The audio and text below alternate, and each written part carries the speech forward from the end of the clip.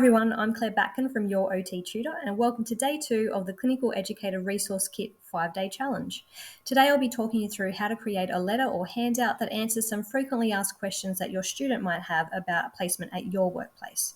So let's get straight into it, and I'll just a bit of a warning that the first steps might seem a little bit familiar if you did yesterday's day 1 resource. So first of all, step number 1 is to go through your records.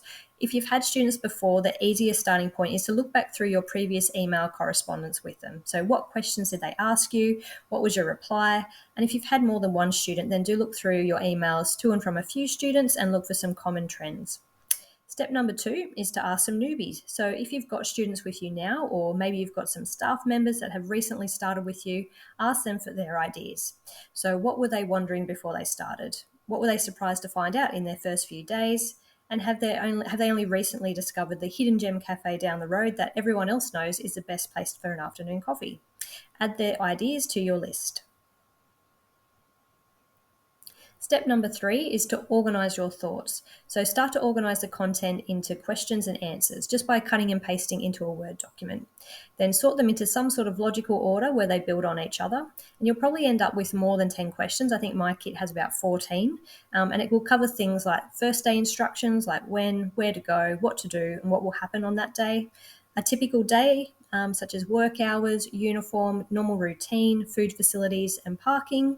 Some placement preparation, such as vaccinations or pre-readings, and some learning opportunities, such as how supervision works in your workplace and peer learning opportunities.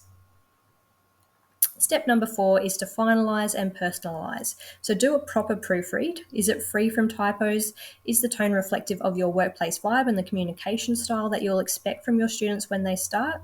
Are there any answers that may change between students? So if there are, make sure that they're highlighted in a different colour so they can easily be spotted and changed. And then once it's done, add it to your process document and save it in an obvious folder in your shared drive.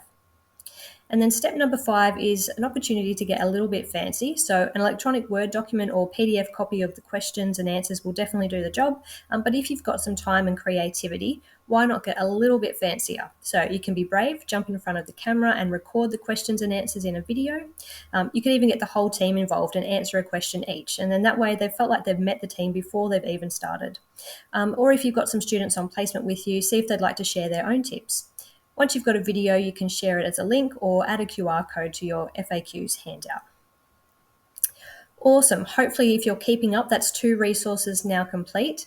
In the Clinical Educator Starter Kit, you'll find my version of a FAQs handout, and it's in the form of an introductory letter, as well as some other resources that you may send along with it when the student gets in touch. So this includes an outline of the caseload and a list of recommended readings and other preparation suggestions.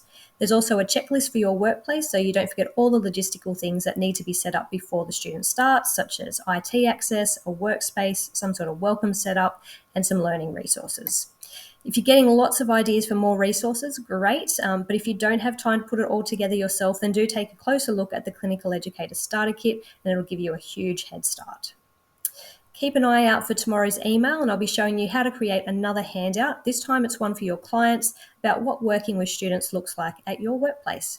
Thanks for watching, and I'll see you for day 3 tomorrow.